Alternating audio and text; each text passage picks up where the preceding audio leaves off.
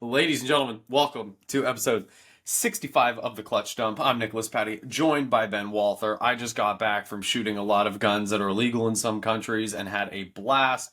Ben, I assume, woke up and had a fairly calm morning at home. I went to Cars and Coffee. I actually got up quite early today. Oh, look at that. How was it? Uh, um, Pretty good. There was a very interesting Mazda. There was an outstandingly good-looking white fourth gen Camaro. So somebody else There, had one?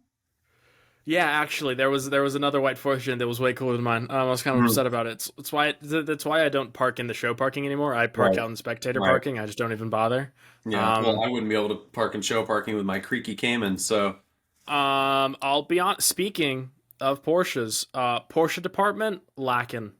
Not good. Not Speaking much of going on there. Porsches, when I was introduced to all the instructors, BJ Zacharias, who's a IMSA driver, goes, Mm-hmm. "Is that your Boxster out there?" And I literally sat there and I was like, "Do I correct an IMSA race winner on model of Porsche, or let it go?" Let And it I let it go. go. And then That's the proper way to do. Sheldon was like, "No, you should have corrected him, because then when they come out and see that it's not a Boxster, they're gonna be like, 'This isn't a Boxster. He doesn't know what he's talking about.'" No, you gotta let that one go. I'm sorry, but that's how that works. Um, So yeah. Well, I'm ladies and trying to gentlemen, think. Was there anything else interesting? Jacob McDaniel's motorcycle broke. Jacob, if you're listening to this, sorry, but he bought a motorcycle, and the first time he went to ride it on the street, it broke. Um, well, so so that's fun. fun motorcycle tidbit of information, because we are just the coldest of opens. Yes. The sales guy at Radford has a bunch of Mm-hmm. BMW stuff in his cubicle. So I go up to him and I'm like, "Hey, Tom." Perfect. He's like, "You do BMW track days or something?" Because somebody told me he does track days. And he goes, "No, no." I was like, "Oh, do, do you do track days? Like, at all?" He was like, "Yeah." I was like, "Okay." He goes, "But I'm a Elab- motorcycle guy." And I was like, "Oh." Yes. I was, A fellow it gets psychopath. better. It gets better. He's been doing it for like 20 years. I was like, "Really? Okay." And to my knowledge, he's done like some semi-professional, like SCCA level motorcycle racing. That's called CMRA in the Perfect. So motorcycle I world. was like, "Oh, so what do you ride?" He goes, "Yamaha." It's like, "What bike?" He goes, "R6." I was like, "What year?" He goes, Yes. 2006. And I was Yes. He's one of my people. I like this guy. like, yeah, This guy checks out. yeah, but I just thought it was funny. I was like, of course, the only other person I've talked to in Arizona rides the same damn bike that Ben rides. Yes. Perfect. So, anyway, but yeah, Perfect. guys, if you have not already, make sure to follow us on social media, on Instagram at the Clutch Dump, and then follow us here on YouTube at the Clutch Dump Pod. Subscribe, like the video, but also check us out on all the audio platforms. If you're on Spotify, Apple Podcasts, SoundCloud, Pandora, uh, Google Podcasts, wherever you are, we are there. Yep. So All the audio platforms. all the audios. So make sure to check us out. Oh, Ben, we have, dare I say, and when I say this, I'm correct, the greatest road car made in the last 20 years. With this badge on it. Yes. No. Yeah. To say Yeah. to say that it's the best Porsche in the last 20 years is to say that it's the best car in the last 20 years. All right. Okay. Hey, you're forgetting one very important Oh, thing. I don't have enough fingers to count the performance car of the year, how many times the 911's won. But you're forgetting one very important car, the 2001 Z28. All right, let's not forget. There is the greatest road car of all time. My apologies. And then just behind the 01 Z28 is the all-new 911 ST, which Nick Patty, I'm actually quite interested in your thoughts, which you kind of just gave them, but You know what my thoughts are? it sounds like everything This a car, 911 should be. this car is the closest. Well, I'm trying to think of how to make this the funniest. This car is the non-human form of sex. Like, it is sex minus the humans. If that makes sense. It is perfection. It is like You could have just gone with that. it is mind-bendingly good. Yes. Like this car, when you Yep. describe it, if you describe it in no certain terms, could also describe this experience of it. It is. It takes the best driver's car Mm-hmm. and then makes it perfect. And when I Mm-hmm. say perfect, I mean perfect. I don't want to Mm-hmm. sound like a bandwagoner. GT3 RS move aside, Yes, because absolutely. the GT3 Touring everybody was like, "Oh, this is really cool," but This is the thing. it's just a GT3 without a wing. Oh, But there just a was the GT3. 911R, and it was like, "Oh, this is great," Yes. but it's like And then the touring ruined the 911R. right. So. And then, and I love how Porsche didn't just make it another R. They were like, "No, no, no, we're going back to another famed moniker." They made a very Andy Porninger. I watched like every video that's on the internet about this car. Andy Porninger made a very big point about they tried very hard to not call it a 911R Or because if they or called it a 911R, then that means there is an old. old 911R. Right. Which I think is funny that he says that because it's like, yeah, but there's also a 1968 911R and a 2016 one. So now the 68 is an old R, but either way. Yeah, but like that one's actually old, and he wasn't a part of that. He doesn't want an old, like No, of the special I GT get it. cars. What I like about the ST, and we'll go into the specifics because trust me, Ben has a list. Well, for the people, Well, for the people, right. Right. The ST takes what the R did, but puts it in like GT3 RS levels. And not levels in terms of performance, but like, Right. no, not just a cage. A carbon fiber bespoke cage. As long as you're not in America, Well, sure, but because you can't buy them here. right, but But, America's full of fucking fat people that can't fit into the damn car in the first place. And steel roll Um, cages. Huh? And steel roll cages, apparently. Well, yeah. So So. the I just the glass, the parts of it that are carbon fiber. Oh, yeah. Yep. The two cars they had on display for those videos are two of the most perfect specs I could have ever chosen. Okay, so this is a very big point that I was going to get to. So with your 911 ST, if you buy one, which by the way you can't because they've sold out, you can't buy one. I'm very Also, sorry. I would buy one just for the watch that you get that comes with it. The watch is super sick, and I cannot wait to see all of those for sale for $500,000. Oh, Everyone's just yeah. going to recuperate the cost of their ST with the Yep. watch. Yep. Because everyone who missed out on the ST has the money for the watch, so they'll just buy the watch. But you can get it normal paint colors, Mm-hmm. PTS Plus, all that stuff. Or you can get the Heritage package, where it's got the cue ball on the side and all that stuff. Anyone who's listening to this who's bought an ST, please do not buy the Heritage pack. It looks horrible. Don't buy one. Terrible. Don't do it. Put it in a normal color. Shut up. Hate the Heritage pack. Let me tell you, Ruins the car. those white wheels with the white wheels are fun. folks. Good. Good. Yes. Stickers, not good. Don't do the stickers. I don't like the stickers. Stickers look terrible. But the ST was a race car. But this isn't a race car. This is a road is, car. Ben. Pretending to be. It's not. It doesn't have a wing. It's have not all- been on a racetrack. Hey. For all of the people that I know listen to this, which is a lot of the Bernie Motor Group people, they call their Yes. shit race cars because it had a cam in it or a different intake. So if those are race cars, the ST is a fucking spaceship. All right? Well, yes, but they don't have race cars, and I don't have a race car. In fact, I only know one person with a race car. Well, two if you count yours, but, yours is half race car.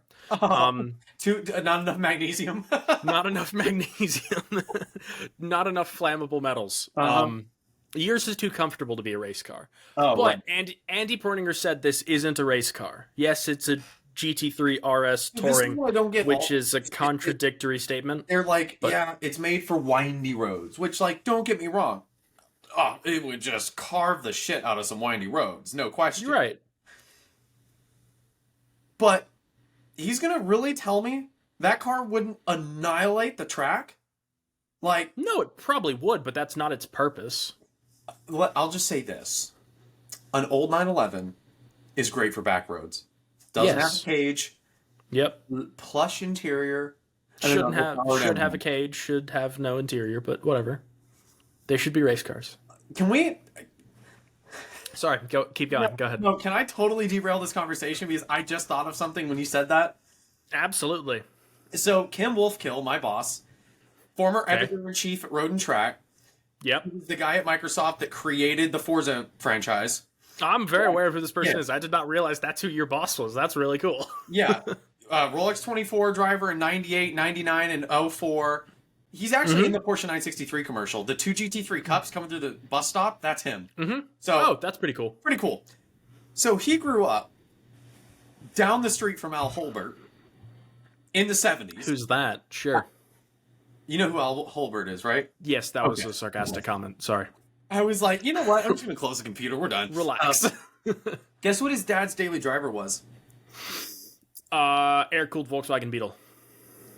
Honestly, not far off. No, this is a 911, I'm assuming. No, a Works Le Mans Targa Florio 550 Spider. Sure.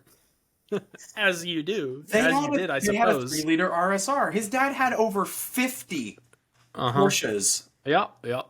And I'm just sitting there and I'm like, I'm like, so nothing my dad owned seems cool anymore. I'm trying not to be the guy that's like, look what my dad had, a 964 RS. You can't in that conversation. He also drove the M3 GTR from the early 2000s. Kim did. Oh, that thing. Cool. Yeah. He's also Yeah, driven the E46. He also drove the 2018 RSR with the mid-engine 4-liter. Mm-hmm. Yeah, all this stuff, and I'm just like, Of course you did. yeah. So anyway, I just had to bring that up because when you mentioned that it should have a cage and it shouldn't have interior, I thought of the RSR that he said his dad had. Yeah. Like, oh, that's sick. So anyway, the ST is the car that purists should have the same way that the R is, and I've said it once, I'll say it again.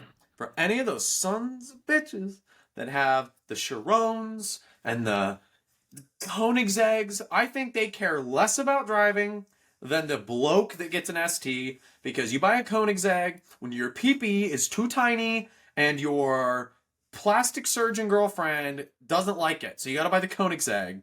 And then you're just bitching if you buy an ST. That To be fair, though, I just made it short.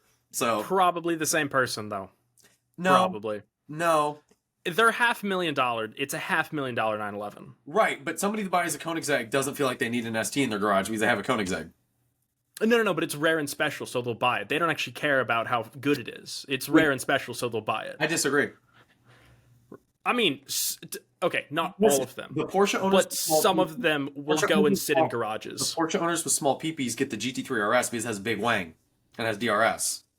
True. So But yeah, What's your so thoughts? then I mean, my thoughts are, yeah, it's exactly how I would want a 911 to be. It's all the good bits, but none of the track car downfalls of it. Right. Number one, it doesn't look like a track car, which is the best part to me. Because everyone wants a GT3 RS until you have to drive around in a GT3 RS, and then you look like a dude driving around in a GT3 RS, and no one wants to be that guy. I mean, I'll be that guy. I mean, yeah, but but to be fair, you're already that guy. So, I drive a creaky Yeah, so it's demon. I'm not that guy. yeah, it's close enough. So the ST is celebrating 60 years of 911, obviously 1963 to 2023. That's why they're making 1,963 of them, which does make it half as rare as fairly rare, but half as rare as a 911R. And they'll still be worth twice as much as a 911R. It's And 6 times as common as the Turbo Cup. there we go. Also, I don't have anything else. Yeah, that's true. Okay, good point. Wait. Yeah, okay. Yep, that They math made works out. 200 Turbo Cups, which is rare There we than go. Carrera GTs and 959s. Much as people, Yet I've seen more Turbo Cups than I have Carrera GTs or 959s. right? So, there we go. I'll consider me a lucky boy. But but but the ST gets the 4-liter flat six from the GT3 RS, 518 horsepower, 342 pound-feet of torque, revs to like 13,000 RPM or something stupid. It gets a 6-speed manual gearbox, which all of the GT manual cars do, unlike the regular non-GT cars, which have the 7-speed box. This is a different gearbox to what you get in a GT3. It's a revised case, it's revised gear ratios, It's better. it's shorter ratios than a GT3.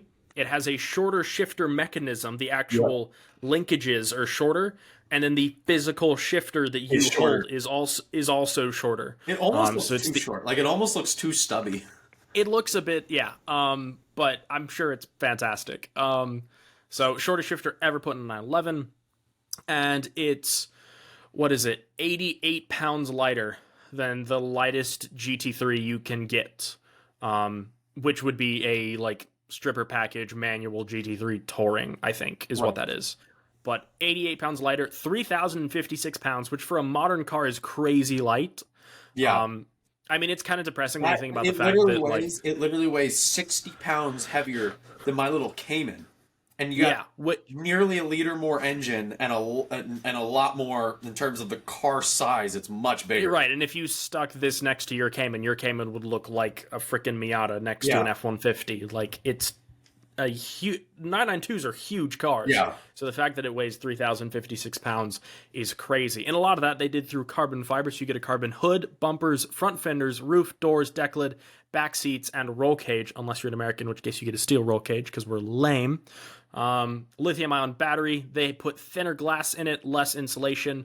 Ceramic brakes, which apparently help about 7 pounds per corner. And magnesium wheels, so that you can light on fire when you get a flat tire. Actually, quick side note. So I actually did some reading. Magnesium put in cars won't light on fire. It's not normal magnesium. They are required by law to put more copper into it so that it doesn't light on fire. Now they are, but it wasn't that way. No, it wasn't that way at one point, but now, like, because you can buy cars with magnesium roofs and stuff, and everyone's all like, oh, well, what happens if you flip the car upside down, and it's just going to light on fire and you're going to die? And it's like, no, apparently they fixed that problem. Believe it or not. Well, I was always curious. I was like, this seems like something that some higher-up person in a suit would be like, that's a bad idea, but apparently... Hey, Turbo Cups have the old school stuff. There we go. You get to die like a man. Yep. But the thing I actually find most interesting about the ST, aside from the fancy motor and the RPM and the good shifter and the lightweight and the carbon fiber, is that it is the only 992 to feature the double wishbone front suspension and the multi-link rear suspension without rear steering. Right. So if you buy a GT3 or GT3 RS, they have the double wishbone front suspension, as opposed to the McPherson strut suspension that normal 911s get and older 911s had. So you get double wishbone front and the multi-link rear, but not rear steer, because everything else that has double wishbone front has rear steer in it. So this is super cool. That's how they save some weight as well.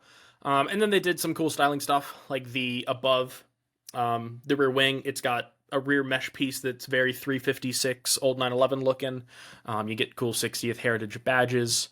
The Porsche crest is the original Porsche crest, not the current one, which is super cool. They don't look super different if you're just looking at one or the other. It's just the finishing on the colors. Everything's the same except for the textures. Yeah. So if it looks, if you walk past an old Porsche, you're like, yep, that's the Porsche crest or whatever. It's not like a drastic change or anything. But what I am happy they But did if you get the two next to each other. I'm glad they didn't do the stupid sticker on the GT3 RS to save weight. It's an actual badge. It's an actual badge, which is super cool. Yeah. So, which means someone's going to pull the badge off and put a sticker on it and claim to have the lightest 992 out there and sell it that way for $100,000 more. And then the gauges are green, and it has and they're so hot. They're such good-looking gauges. So they put old green color scheme on all the gauges and the Sport Chrono clock as well, which looks super good. Which, if people are wondering why they're green, because that's what the original 356s had, the first generation 911s, and the 912s. Right. It is so gorgeous. A lot of stuff. Call it back to the old 911s. I think this is going to be super cool, though. I do like that they're making this many of them. I know that it's not a ton of them, but like they totally could have It is. gone and like the 911R said, oh, we're only making 911, or oh, we're only making, like 100 or something like that. To go and change so much about a car and then make nearly 2,000 of them, that's pretty cool. I know you won't agree. Probably not. I would take this over a Singer. Yeah, I probably would too. Oh, I think actually, this is super cool. Yeah. because I what Porsche's doing a really good job of is most manufacturers will let the aftermarket or the spin-offs go crazy and just kind of keep making whatever they're making. mhm. Porsche is clearly paying attention to what their higher end clientele want. Mhm. And it's special edition heritage throwback cars, whether it's the Heritage Edition Targa 4S or the Heritage Turbo or all this stuff. And so, sure, it's not the body style of the Singers, but the Right. 992s look so sexy that it's Right, not they look really good. better than the original, but the Singer isn't the original either. So it's like either Right. one are a little different. But yeah, I mean, the 992 with the performance focused, heritage themed stuff is just, Yep. you can't beat it. Right. I mean, my thing about I really like 992s. I think they look fantastic. Every time I see one in traffic, I get kind of excited about it. When I see like a normal 991 or a 997 in traffic, I don't get that excited about it. I'm like, oh, look, a Carrera or whatever. But there was like a Guards Red, just 992 Carrera. Yep. Base Guards Red Carrera pulled up next to me at the stoplight the other day, and I was like, oh, look at that. And I was like super excited about some Yeah. dude who was like squeaking by with his base Carrera or whatever, and like, I mortgaged my house for this. had to remortgage his house twice to buy this Carrera or whatever. But and the thing about the Singer is, if you've listened to the podcast before, I like resto mods more than everything. I build resto mods, but it's the aftermarket cannot build a better car than an OEM can. Thank God So you said that. Thank Well- God. Somebody had to say it. In this sense, like, here's the thing, If- like, if this the is an OEM exception. If the OEM puts the proper time and effort into something, and Right. this is why, for people that don't get it, I'm so proud to be a Porsche guy, because you don't see Chevy or you don't see even Bentley or any other brands that are like, we're going to spend all this time and research and Right. money for a car we're gonna make less than 2,000 of, Right. because we love the idea. Like, Porsche loves driving so much, they will just make a perfect driving car, Right. and then like, you can't touch it. They'll sit back like, try Yep, try that's to it. make it better than we did. Yeah. So, and I mean, like, as far as restaurants, when I say that, like, you can't build a better car than an OEM, like, okay, a Restomod 68 Charger is better than a stock 68 Charger. Stock Right. 68 Chargers are garbage, right? They have drum brakes and they're stupid heavy and they have giant motors that make no power. Like, those are garbage.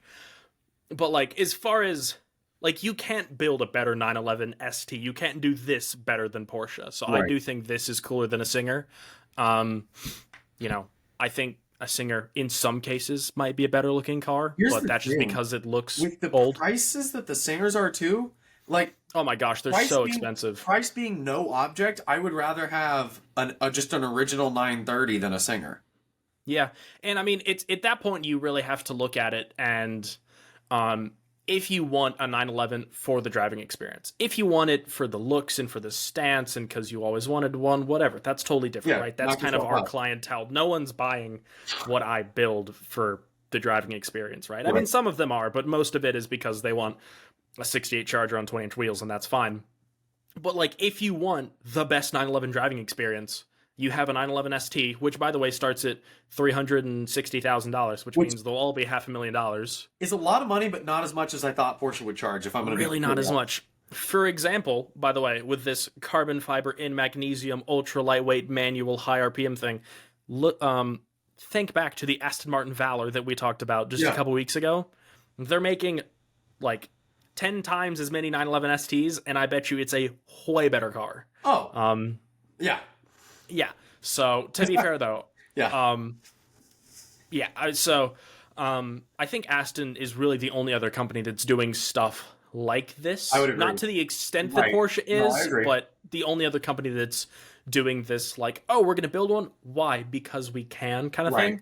Right. So, but if you want a 911 drive it, like if you want the ultimate 911 driving experience, you look at this and you look at a Singer and you think, is a Singer 3 times the driving experience of this? Because No. it costs 3 times as No. much, and I don't think it is. Well, and so Porsche this finally is caught up because one of the appeals to Singer was, oh, it's a big 4-liter that they've built into one of the cars. Right. But it's now like, yeah, but Porsche's building a 4-liter. So right. there's So- like, even you can't look at it and be like, well, I could get a 3.6 911 that Porsche made or a 4-liter bespoke handcrafted one. No, now it's just, oh, the only thing it has up is that it's bespoke, and then it's Yep. 3 times as much. So Yeah. So, but there is a very important question that I have, which means nothing to anybody except for this one man. And the question is, which number do you think Jerry Seinfeld is going to buy? Because as we know, Jerry Seinfeld probably has one of the biggest Porsche collections ever, right? Private I Porsche think it collections. is. It might be the biggest. But he bought that, what was it, that 996 Club Classic. Yeah. Club Classic Coupe, bought that for like, what was it, like $1 million or something? Yeah. Paid $1 million for a 996 a couple weeks ago. So you already, like, Porsche called him about this one, right? They asked him which number he wanted. So the question is, did he buy number 1? Did he buy number 911? Did he go real quirky and buy 901? Ooh. Real throwback. Yeah. Did he go 1963? Did he get the last one? Did he go 930? Did he go 964? Did he go 993? Because, these are going to be all the things 20, 30 years from now when we see these things at RM Sotheby's. 550 would be cool. Several 550s. He does. That'd be super cool. Yeah, I don't know. I just think it's super. I think. Which one would you go with? I mean, I feel like 911 is the obvious choice, right? I think I would do 1963. 1963 would be The super cool, last just one to roll off. because it's the last one, and And then on the plaque, it's 1963. it's 1963 of 1963, which would be super cool. Yeah, so I think this is going to be one of those. I think this car is far more special than the 911R was. I disagree, actually. So I think this is better. I think the 911R is exponentially more special. Yeah, and maybe it's just because I wasn't like super into new Porsches whenever the 911R came out, because that was like what, 4 or 5 years ago. Yeah, long time, 8 years ago. Doesn't seem that old. But it is.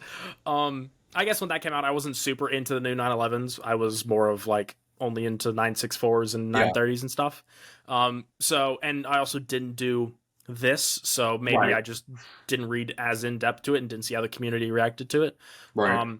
But I think 911Rs, 911STs, that sort of thing, I think it's going to be, 20, 30 years from now, RM Sotheby's or whatever, it's going to be, number 1, the first 10 are going to sell for a stupid amount of money. Yep. And then it's going to be the other numbers, number 356, number 550, 901, 904, 906, 908, 910, 911, 964, 930, all those, Porsche specific numbers, those are going to sell for big money in the future. We have had a couple other vehicles launch or debut in the past week or so. By the way, sorry for the bit of a break.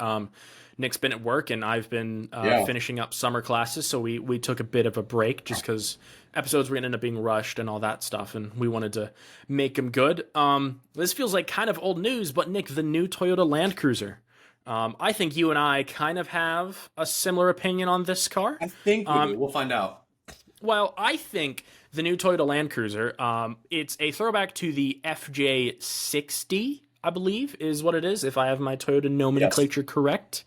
Throwback to the FJ60, which would be late 70s, early 80s FJ Cruiser. I think it is a well-done modern interpretation of that car, given that we have much different safety standards and size requirements, and it's a much different packaging. And I think all this needs is a roof rack, and it needs a mild lift with some knobbier tires, and it's perfect. Like, it looked disgusting on normal low profile tires. Yeah, if you like here, this is going to be kind of the problem with it is, and it's kind of the same thing that you see with like Forerunners and Defenders and Broncos. Which, The by the way, your Forerunner parents' doesn't run into the Defender problem looks nearly as much. minty. The Forerunner doesn't run into that problem, but it's the They Broncos don't. especially. Broncos, especially all the people who bought base model Broncos. Yeah.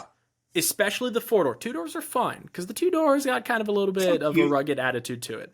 But people who bought 4-doors on the base wheels and not the Steelies, the base alloy wheels. Yes. Every time I see one, it's just like, oh man, you really, I get what you were doing, but like, you really just bought it to have a Bronco. Like, you should have just bought an Explorer. It's a better SUV because I know you're never gonna off road that, you know. Right. And it's like Defenders when I see like a 4-door Defender that's like just like gray with the base wheels on it, or it's on like 21s or something, like the big wheels. Bad. It's bad. I'm like, come on, you're totally missing the point here. So I think that's gonna be the problem, is because of, you know, Bernie, where you used to live. Yeah. But because of Bernie, it is the souped up mom SUV capital of the world. Yep. So I think we're gonna start to see a ton of these, and hopefully, here's the thing, it's Toyota, so don't buy one yet. Wait for the TRD Pro to come out. Yes. It'll be way cooler looking. Just wait for that. Do that. So I think it looks fantastic. I'll be honest, I know nothing about the drivetrain or anything. I didn't really. Who cares? I didn't really care. I was just Toyota. like, yep. It's going to be some 6-cylinder that's a good motor and it runs forever. Big deal. Yep, I think it's going to be fantastic. I don't think Toyota people care either. No, I don't think they do. I think that's so. Like Forerunner, I'll take it. LandCruiser, I'll take it. Perfect. I'll take one. So here, another topic, branching out from LandCruiser. I think Toyota is one of the most interesting brands at the moment. They're doing a lot of good stuff right now. You know, between the LandCruiser, you can buy... No, hear me out. LandCruiser, which you said is good. They build one of the cheapest, lightweight, rear-wheel drive manual sports cars, the GR86. They make the GR Corolla. They make the GR Supra. And you can buy a hybrid Toyota Tundra, and you can buy a Toyota Tacoma with a manual in 2024. Other than the pickup trucks, everything you mentioned has a better Porsche equivalent for the same money. So you cannot buy a Cayman or a Boxster for the price of a GR86. Not a new one. No, but I'm talking. No, I said right now, Toyota. Do you know how many car reviews I have watched where the comparison is a 987.1 or .2 Cayman manual compared to a GR86. A GR86, a new one. Yes. The brand new one. Yes. Really? I have not seen They any said of they those. would take the Cayman.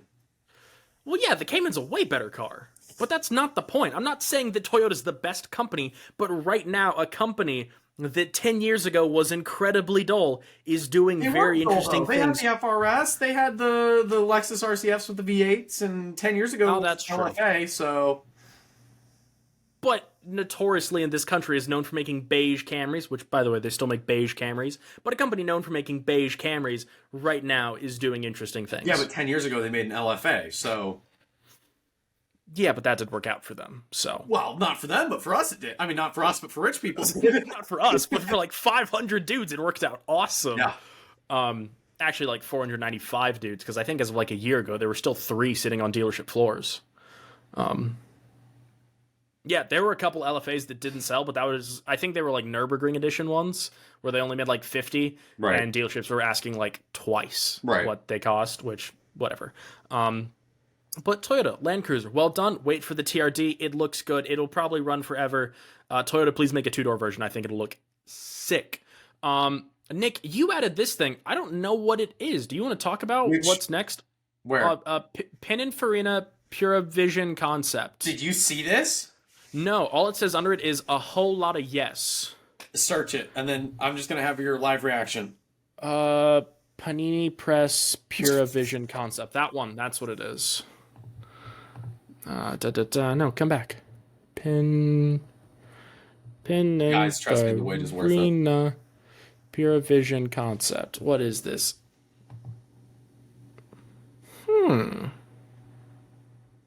I'm gonna go with a whole lot of on that one.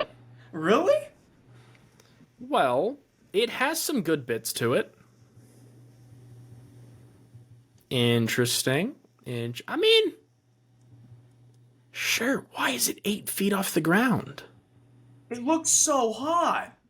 I mean, don't get me wrong, it's a very appealing shape. I quite like it from the back as well. Yeah. And I like the fact that it has 6 doors for some reason. It's I don't know what's going on with super it. sexy.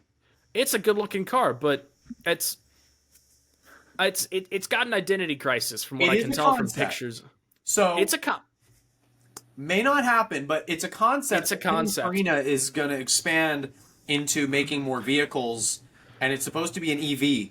And as far as I'm concerned, other than maybe the Taycan, this is the best looking EV if it comes out that Yeah. I've seen.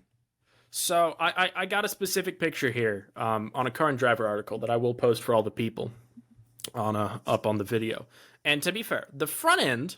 So I'll talk through some elements here. For starters, from the front 3/4, it looks like a sedan.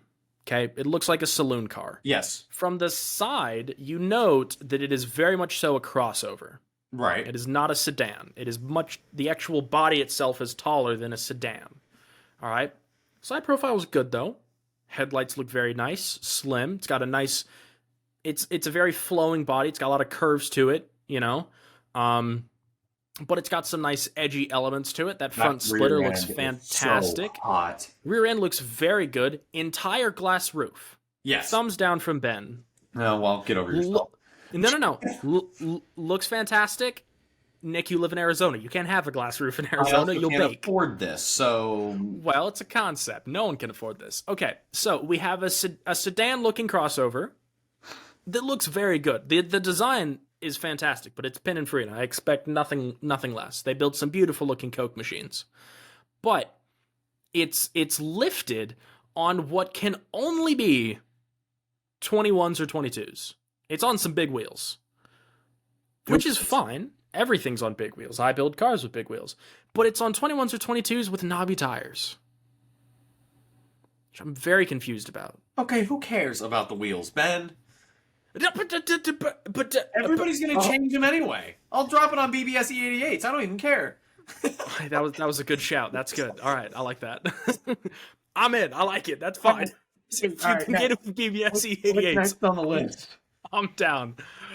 Next on the list was the Nismo Z, which you saw one apparently, supposedly. Yes, in the flesh, I did in the see wild. a Nismo Z. Oh, I also saw this week 2 Bentley test cars. Dude, I didn't know that. Maricopa is where the test cars are at. There was a test Bentley Mulsanne, the 4-door, and a test of the 2-door Continental. Interesting. Like plastic camoed headlights, and they had blue Yeah. stickers on the windows, which I think is some electric hybrid. Okay, yeah, so I'm wondering because I think Bentley is moving to hybrids and electrics only. I think they're trying to And follow. so I saw one Rolls on the Royce. way into work, and then Okay. the same cars with the same people driving were still driving when I left work. So they're doing like extensive road testing with them. Yeah, they're doing warm weather testing because you live in like the hottest place on the planet. Yeah. So, yes, Nismo Z Nismo Z, looks circling back around. fantastic. I think it looks quite good. I will say this. I think it's stupid. Because you get what? What was it, a 20 horsepower bump? 20 horsepower bump, And while 34 the car- more pound-feet of torque. While the car looks good, it does not look so much better than the already good-looking Z Yes. that I think it's worth whatever the price. It could be $5,000. Is it worth $5,000 for some different stuff here and there and 20 more? No. Which I'd like it noted, if we can go off of previous Nismo Z, Prices. history with the 370 and the 350, all of the parts will be available in the Nismo catalog, and you can just buy the body kit. I actually saw a new Z at Cars and Coffee this morning, and the dude wrapped it in the Nismo Z blue gray, whatever it was. That's hot. It was wrapped in that color. I thought it was a Z. I like ran over to it or whatever, and he's like, "No, you're like the 7th dude that's run over here this morning. It's not it. I just wrapped it in the color. I just like the color." And I was like, "It's a great color." No. Okay. Yeah, they look great, and here's the kicker though. Not a manual. Automatic only, which I think is so weird. Nissan is doing an anti-Porsche moment. Well, and here's the thing. Why was the Z received well when they announced the base one? Oh my god, it has Oh my gosh. An affordable manual sports car. not even a Crazy. because it's like 40 or 45, but Well, no, but to be fair, that is what affordable is now. We It, live in a society. Um, yeah, so I remember when affordable was like 20. I, dude. But yeah, so plus 20 horsepower, plus 34 torque. It gets that from a redesigned wastegate. It's got some upgraded cooling stuff, bigger intercooler, upgraded oil cooler. Automatic only. The transmission has redesigned software, which is what I've heard from automotive journalists, a good thing. No one's driven it yet, but a good thing because apparently the 8-speed regular Z was kind of lazy on the downshifts. You could actually like with a stopwatch count the time between pulled paddle and actual downshift. So that's good. It gets Nismo only clutch packs for the automatic. But the real kicker, besides automatic only, 150 pounds heavier. What? 150 pounds heavier. So They that announced already that. It was peels in off the press horsepower release. benefit. Yeah. I bet you if you put a tune on a regular automatic Z, it is faster than a I Nismo Z. bet you without a tune, you put someone who's adept at heel toe in a manual non-Nismo Z, I guarantee that car's faster than the Nismo Z. I bet, yeah. Right. And it will be 10 or 15 grand more because you have to charge more for the upgraded package. You just Listen, have to. That's how it works. I'm going to call some people out because By all I means. can't name them. But I remember distinctly people giving me grief because they're like, oh, Porsche charges 10 grand, but the car's only 300 pounds lighter. It's like, yeah, but at least it's lighter. Like, now they're supposed to charge you 15 grand more for performance heavier. Oh, God, what was Guys, I can't. Listeners, viewers, it's not even the same weight. They couldn't even just keep it equal. Like, they took the car, and they're like, we're going to make the performance version. And so they did some electronic stuff with the transmission. That doesn't add weight. Fine. Redesigned wastegate. Theoretically should be give or take about the same. Maybe add like 5 pounds tops. Tops, right? So is it just thicker leather? Like, what Dude, the hell I don't get it. The car to make it that much heavier. Because, like, okay, so it's got a redesigned front and rear bumper, but they're going to be plastic. Yeah. They're using the 8-speed transmission that's already in the car. Right. I don't know what they're doing. I don't know where it's coming from. Oh, so you know how the 911 ST gets magnesium wheels? Yeah, these get tungsten wheels. These get that's what it is. Iron Lodge pan wheels. Yeah. I do not understand. Even if the wheels are bigger on all four corners, it's not 150 pounds difference. Yeah, and to be fair, no, well, actually, not to be fair. We should not be fair. To be unfair, Nismo said that it's automatic only because it's a driver's car. And anyone who is buying a Nismo only cares about lap times. That's why it's heavier. That's why it's heavier, of course. I don't know. Strange car. If any listener, respectfully or disrespectfully, has heard all this and still thinks it's worth buying an Nismo, just stop listening. Just go find another podcast. Nope. However, if you are thinking about buying one, may I recommend buying a manual, and then in a year when all the Nismo parts are available, just bolt them on. And you'll only gain 5 pounds. And you'll gain 5 pounds, and you'll have a better car, because you can tune it and make 70 more horsepower. That is anyway, and for all the people that are like, hey, the ST's not making much, if any, like 10 horsepower over the GT3 base, and it's making the same horsepower as the RS, but there's so much other shit that you get for it that you can justify not having a power increase. This has a minimal power increase, and then it's heavier. So just go kick rocks. Mr. Patty, people drive me up the damn wall. Okay, sorry. The next vehicle in our notes, if you scroll past the Australian thing, we'll get to that in a second. The Cadillac Escalade IQ. Have you seen this thing? I could not care about. I did see it, but I could not care about it. Okay, well, I just thoughts. So the Escalade IQ, which we kind of expected this because GM's doing a whole move towards EVs and stuff, and they're starting with the big cars, which makes sense because they started with the GMC Hummer, and from that they got a pickup truck and an SUV, and then they went to the GMC pickup, and then the Silverado pickup, and then now the Escalade IQ, or as Motor Trend has called it, the Escalic, which I find hilarious. And this thing is huge, for starters. It weighs 8,000 pounds, which is approximately, what is that, 2.5 Caymans? Almost 3? It's 2.5 Caymans. Really? Yeah. Yeah, it is 8,000 pounds. It has a 200 kilowatt hour battery, which is massive. It makes 750 horsepower. Supposedly has a 450 mile range. Definitely not if you're using all 750 of those horsepower. And it's starting at $130,000. Which, to be fair, an Escalade is a premium large SUV, so they're already kind of expensive, and we already have the Escalade V, which you should buy one of those instead of one of these. They're way cooler. I think kill the trees and turtles faster. Yes, that's the important bit. But Nick, if you look at the pictures that I added into the show notes, do I have to? You'll see an interior shot of the Escalade IQ, because it has a 55-inch LED screen, which spans the entire width of the dash. And all I have to say is, automakers, stop putting screens in cars. They suck. Porsche, Nick Patty, thanks for the thoughts? analog gauges. Thanks for the gauges and the manual and the rear-wheel drive and the exhaust noises and the no rear steer and the... They're all we have left. I didn't think... Cadillac. How the hell do you expect retired, senile people in Florida to be able to drive this shit? You're gonna give Jimbo, who was bass fishing his entire life, who's 85 and can't keep his urine in inside of him. How is he gonna drive a 2.5 ton cinder block? Yeah. So that's that. I mean, I don't get it, dude. I mean, touchscreens aren't. I don't get it if the people who are developing these cars just never use them. You know what it's but there's for? It's for the bored husband who's sitting in the passenger seat to play Angry Birds or Fruit Ninja on. That's what it is, dude. Honestly, though, 4.5-foot dashboard screen, you could get some mad Angry Birds going on that. That's is there there we go. Brendan, let's get some Warzone going. Let's play. It's a race sim. Play Assetto on it.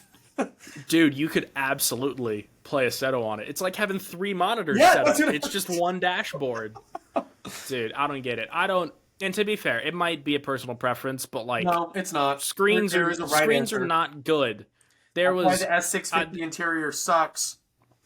This is a whole different podcast episode that Nick and I could do about modern things in cars that we hate. We should do it. Let's just do it where we rail the entire time.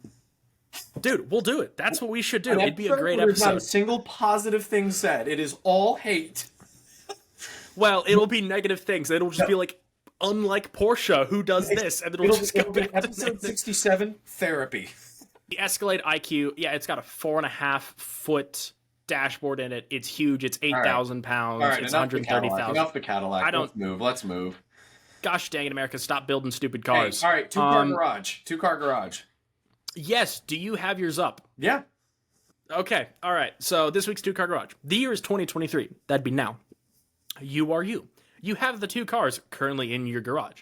You have been given an unlimited budget to replace your 2 current cars. Your replacement cars must fulfill the same purpose that the current car does. The new car must also be of the same era, but it cannot be of the same manufacturer. Auction websites, etc. is all of our rules. So, for example, I have a 2001 Camaro Z28, which means I could replace it with something like a 2000 Ford Mustang, but I could not replace it with a 2000 Corvette Z06 because that's the same manufacturer. I also couldn't replace it with a 2010 Mustang because that's a different era, but I could not replace it with a 2001 like 911 Turbo because that's a different type of car. So for Nick, he has his Cayman S and his 944 Turbo Cup. And for me, I've got the Camaro and a 66 Chevy C10. Mr. Patty, would you like to pick one of your 2 vehicles to start out? Yes, I shall, Ben. So for my Cayman, okay, not gonna lie, it was kind of tough. I'll be honest. I've been trying to think about what you would pick. I had much less options for what I could pick. You had a ton of options. 2006 Ford GT. I don't know about that one. Mid-engined, 2-seat, manual. Not from the same make, from the same year. How does that not fulfill the requirements? That's okay. We'll allow it. It's just a much better car, but it's just 8 times as expensive and way faster. But it's fine. There you go. That's, good. Well done. I thought I you would were have done a doing that. loop. I would have done a loophole thingy too if I It's could. I not a tried to loophole. find. Tell me how it doesn't fulfill the rules. The Oh, new because the car must be the Cayman's. same era. Yes. Cannot be the same manufacturer. Yes. And it must be a mid to late 2000 sports coupe. Yeah. Okay. Well done. You abided by the rules. I kind of took this as like you Of have a course you did. sports You car. know your own damn rules, and you're gonna. No, but like what I meant was like you have a sports car, so you should pick another mid Sports car. 2000s sports car, which a Ford GT is not. That is a supercar. But A we'll allow supercar is it. not a technical term. Okay. All right, fine. Well, that's fine because I picked a car that God damn is it, I don't know Ben. about half as much as a Ford GT. Which, to be fair, if you're shopping in the early 2000s for a muscle car, there's only one car It's a that GT sits 500. on top. It is not because you couldn't get a GT 500 Oh, in the early '01. 2000s. Cobra R. This is a 1,800 mile 2000 Mustang Cobra R, Ooh. which is one of my favorite Mustangs of all Yes. time. I know the interior is crap. I know the motor kind of sucks, but it's red and it's got a big silly wing on the Wang. back. It's got a wang. It's got a wang on it, which is awesome. So they only made 300, which is super cool. It's got a 5.4 liter V8, which is cool. That was specific to the Cobra R. The normal Cobra had a 4.6, and it's red with a silly wang and has side pipes. It looks What's awesome. not to love, internet? It looks fantastic. So Ben, I want you to go first on your race car because, or your second, whatever your second is. Second the truck. vehicle. So I'm replacing my 1966 Chevy C10 with a 1969 Ford F100 Okay, Custom. very classic. It has a supercharged Coyote in it. Also very nice. Yes. Okay, so this one is actually the one I was most excited about. Nick gets an 80s track car. It cannot be a Porsche. The only rules I gave him was 80s track car because I wanted to see what Formula 1 car or what Group C car he would pick. Mr. Patty, what 962 have you picked? I chose 1989 Pontiac Grand Prix Rusty Walls NASCAR, baby. Oh, that's so good. That's perfect. Oh, man. That's awesome. Big old V8 and a 4-speed. Oh. That's good. Yes. Oh, that's awesome. I couldn't tell if you were gonna go like Formula 1 car or if you were gonna go NASCAR. I could. It was gonna be one of all the the two. way. I was like, he's 80s either gonna have. What it started out is what Dale Earnhardt car was for sale, and then I couldn't find Yeah. an 80s one. I was like, well, shit. Yeah. It was either gonna be Senna's McLaren or it was gonna be a NASCAR. It was gonna be Another one of the two. sidebar. Kim told me he gave me the guy's Instagram, and so I could reach out and get my helmet painted theoretically. But it's the guy that painted Kim's helmet. You want to know who else? Who else's helmet he painted? Whom? Senna's. That's pretty dope. Just subtle flex, like just throw it out there. I've got that guy. Yeah. Oh, you need a helmet. That's pretty guy? sick. I got Senna's. Yeah. No. I have the helmet guy. Yeah, the most important helmet guy. Yeah, exactly. So like we're talking like yellow and green liveried helmet. Yeah, in Brazil. Senna- Still lives in Brazil. Paints them. Oh, you know he's got to be good then. He Yeah, does. that's He awesome. does Tony Kanon's, a bunch of these other guys. Like, That is awesome. That's Yeah. fantastic. Well, your new 2-car garage is much cooler than mine. It's significantly faster than mine, at least. which is funny because somehow So- they both ended up being American V8 cars. Yeah. I mean, We had all American. It was all 4 American cars. to be fair though, I started with 2 American cars. You started with 2 German cars. Yeah, fair enough. I don't know how that happened, but hey. So after a 30-minute Porsche rant, Nick has decided that he wants 2 American cars to replace his 2 German cars. No. Your new garage was significantly more expensive than the old one. Yes. Yes? Okay. What? So, How much is a Ford GT? 400? yeah. Yeah. Because the Turbo Cup's So- about 200, and then the Cayman is 20. I mean, the Right. NASCAR literally sold for 26 grand, so that's... I was going to say the NASCAR and the Cayman kind of weighed themselves out, but you're dealing with your race car and your street car. Oh, man. I could So, have an extra Wallace NASCAR, or I could have a squeaky, creaky Cayman. Boxster. So the Cobra R was 118 and the F100 was 60.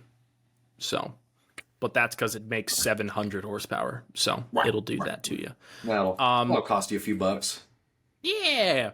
Nick, Patty, any final thoughts for episode 65 of the Clutch Dump? Other than the fact that IndyCar is on right now at Indianapolis Road Course, make sure to come in. I'm going to go start that over. Yeah, I'm going to have to as well. Make sure to tune in Monday for when the episode goes live, recapping all the motorsports. Ben and I will definitely be recording that tomorrow evening, so that can be up for y'all. And tomorrow's my birthday, so everybody have fun. And is it really? Yourselves. Yeah. Oh shoot! It is August, isn't it? Put Jeff Gordon colored streamers in the house because it's 24.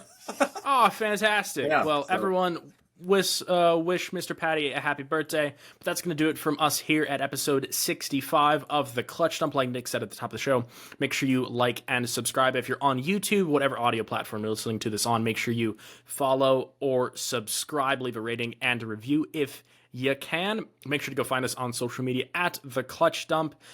Give us a follow there so you can get up to date with all the news that we don't talk about here and find out when all the episodes go live. That's going to do it from us here for episode 65. We will see you next time.